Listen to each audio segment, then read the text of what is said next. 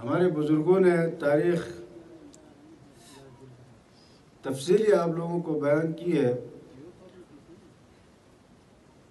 यहाँ मेरे चित्राल से जो भाई ने आप लोगों को बताया, एक महसूस जो देगर से आए हुए या यहाँ गिलगित बल्तिस्तान के अंदर बसने वाले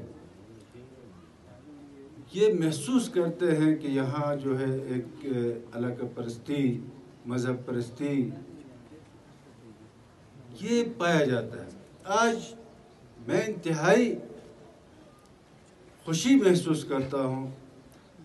देखिए, आपके चमन के अंदर अगर एक सिर्फ उस बाग में एक फूल हो, एक किस्म का, उसका अहमियत नहीं होती है।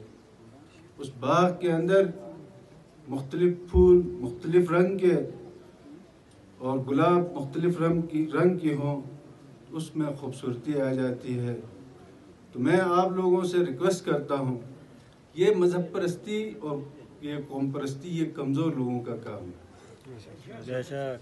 ये वो लोग लिबादा ओढ़ के जिसकी फैमिली हिस्ट्री नहीं होती है,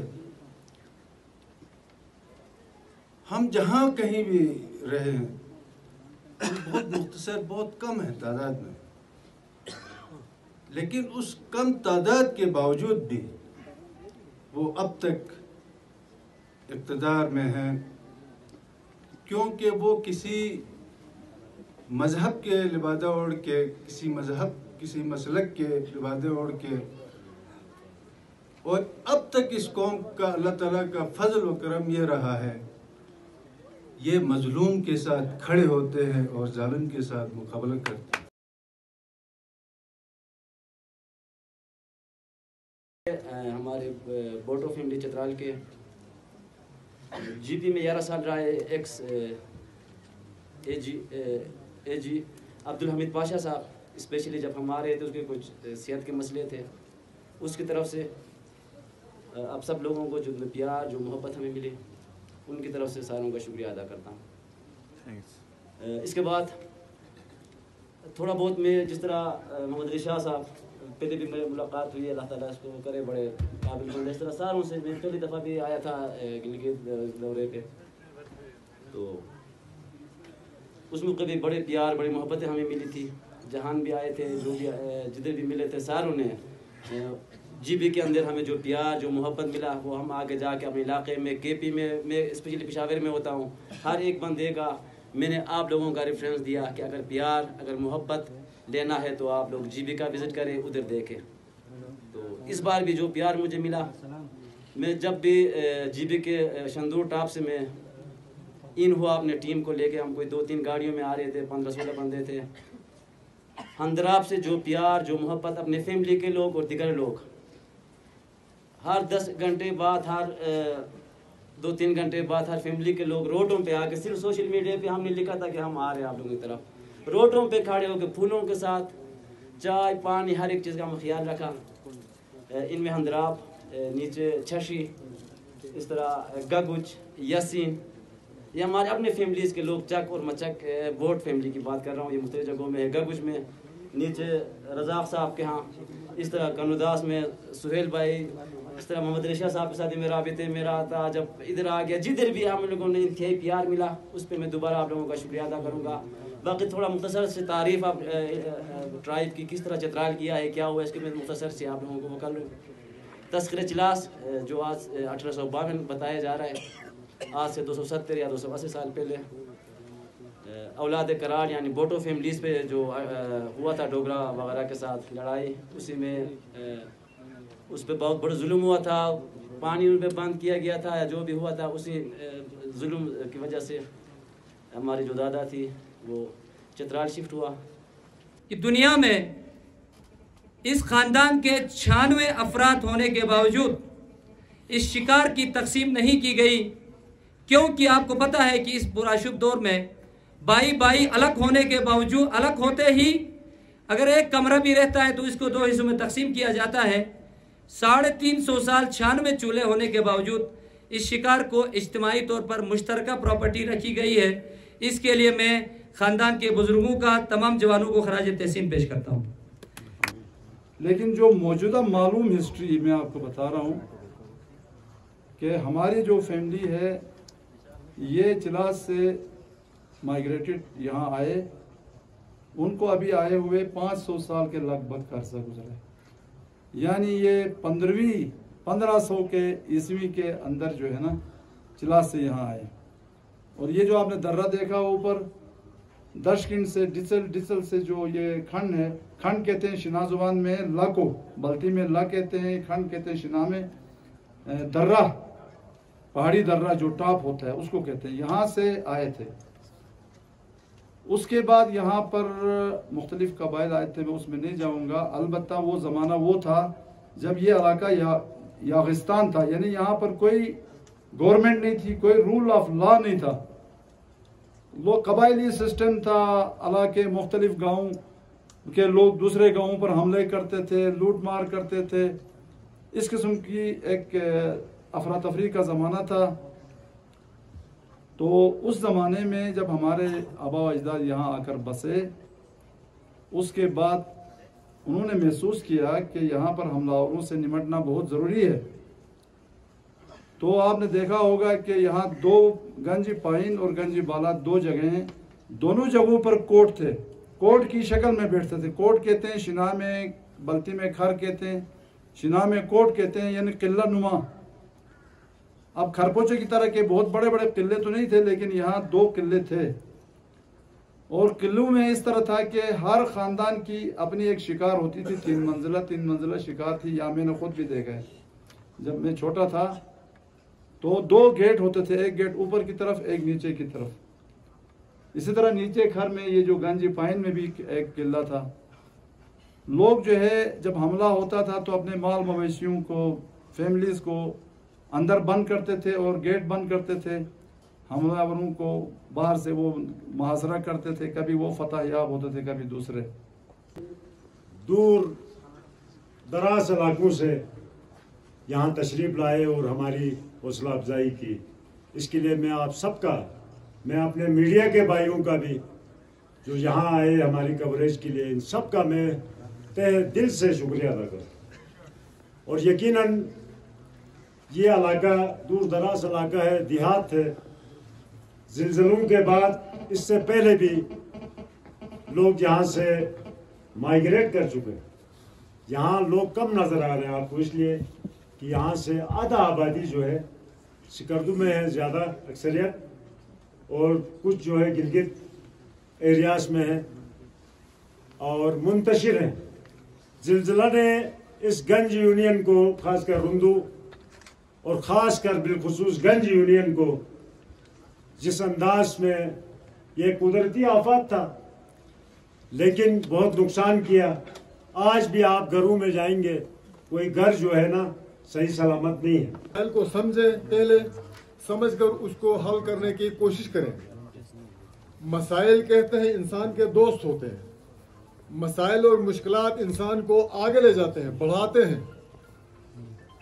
लेकिन एक बात याद रखें, मसाइल और मुश्किलात उस इंसान को आगे ले जाते हैं, उस कम्युनिटी को ले जाते हैं आगे जो मसाइल और मुश्किलात का सामना करे, उसका मुकाबला करे, उसमें जीने का खुगर हो, उसको यानी मसाइल को अपने रहनुमा समझे, तो इंशाअल्लाह आप अपने मसाइल से निजात पाएंगे, आप तरक्की की राह पर गामजन होंगे।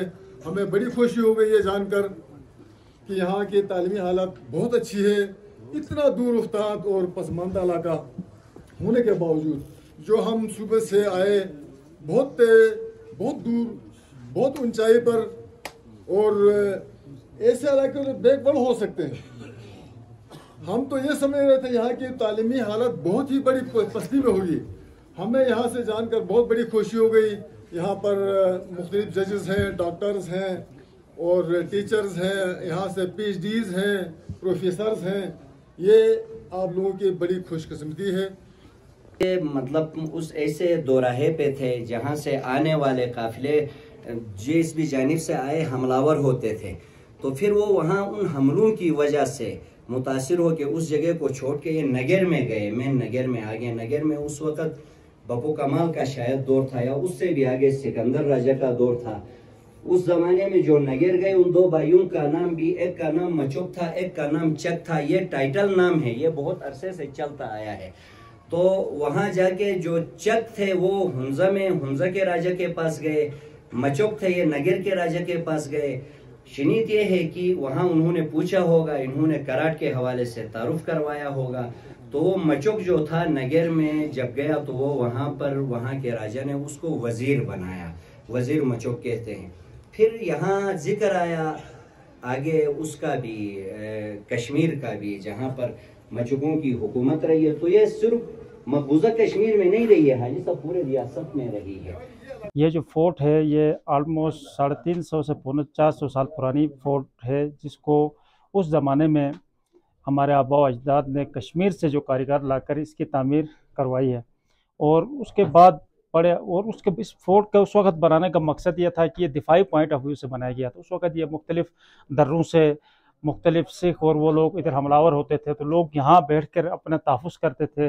पूरी फैमिली कबाइल यहाँ जमा होते थे और यहाँ से इनके एक डिफेंस पॉइंट ऑफ व्यू से, जो कि आपने ऊपर देखा होगा बाकायदा, उसके चारों तरफ जो एम्बुश के लिए वो बाकायदा सुराख उस अंदाज से बनाए हैं कि अभी भी हमें लगता है कि वाकई वो डिफेंस पॉइंट ऑफ व्यू से थे। और उसके बाद करीबन 450 साल बाद पहली बार हमारे जो फैमिली के गंज के बोटी फैमिली के जवान हैं उन्होंने अपनी मदद अब इसकी रेनोवेशन की। और इस रेनोवेशन के बाद आज इसका बाकायदा रेनोवेशन के बाद इफ्तिताह हुआ। और गंज में मौजूद ये फोर्ट जो है 400 साल पहले ये तामीर हुआ था। फोर्ट ये एज ए डिफेंस कम्प्लेक्स जो है command and control centre defence के पर्पसेस के लिए सिख इन्वेडर्स के खिलाफ जो है ये बिल्डिंग जो है वुडन बिल्डिंग जो है ये इस्तेमाल हो गई है। तो बीच दरमियान में ये टूट फूट का ये बिल्डिंग शिकार हो गई थी। भुट्टो फैमिली के नौजवानों ने बड़ी मेहनत की है, फिर इसकी रिनोवेशन हो गई है। तो ये गंज में मुकीम ये मौजूद ये फोर्ट जो है ये टूरिज्म के लिए जो है ना ये बेस्ट जो है हिस्टोरिकल प्लेस है, एक टूरिस्ट जो है वो डेस्टिनेशन बन चुका है।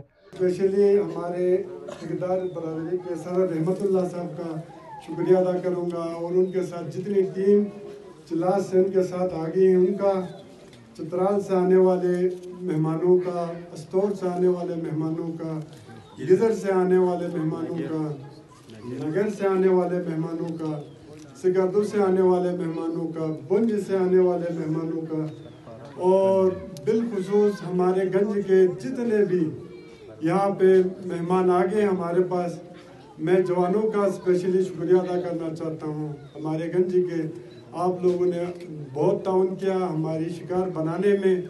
मैं स्पेशली शुक्रिया अदा करना चाहूँगा हमारी गंज की जो फॉरेस्ट की कमेटी थी उनका, आपके ताउन के बगैर ये काम होना मुमकिन ही नहीं था।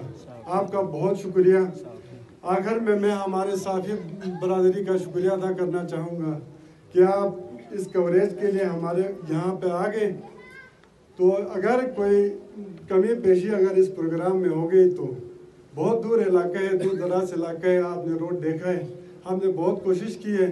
अगर थोड़ी सी अगर कमी पेशी हो गई तो मैं पूरे भुट्टो फैमिली की तरफ से और पूरी गंज वालों की तरफ से मैं आपको माजरत खा हूँ। अगर मुझे माफ़ करें अगर कोई ऐसी हो गई तो बहुत मेहरबानी, बहुत शुक्रिया। जहाँ पे हम खड़े हैं ये भुट्टो फोर्ट है।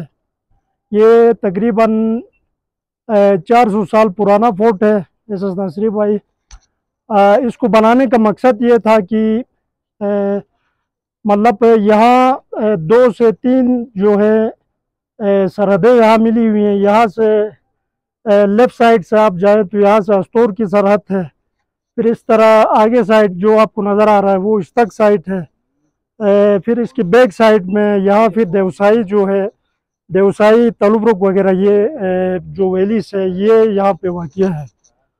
तो इसको बनाने का मकसद ये था एसएस नासरी भाई की, मतलब शुरू ज़माने में दुश्मन के जो है वो मतलब इन इलाकों से साइडों से जो है मतलब हमले या फिर दूसरी चीज़ें थी, तो इसको बनाने का मकसद ये था कि ये दिफाई लिहाज से मतलब इसके ये सुराख बने हुए आपने देखा होगा, ये इन सुराखों से मतलब जो बैरूनी दुश्मन था वो जब हमलावर होता था तो मतलब यहाँ से दिफा किया जाता था।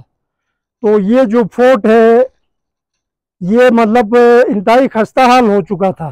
तो हमारे जो नौजवान हैं फैमिली के, इन्होंने दिन रात मेहनत की, तकरीबन कोई महीना या 1.5 महीने की वर्क करके इन्होंने इसको दोबारा अपने जो इसका जो खो चुका था, इसका जो असली हालत है उसको दोबारा इन्होंने बनाया, रिनोवेशन किया।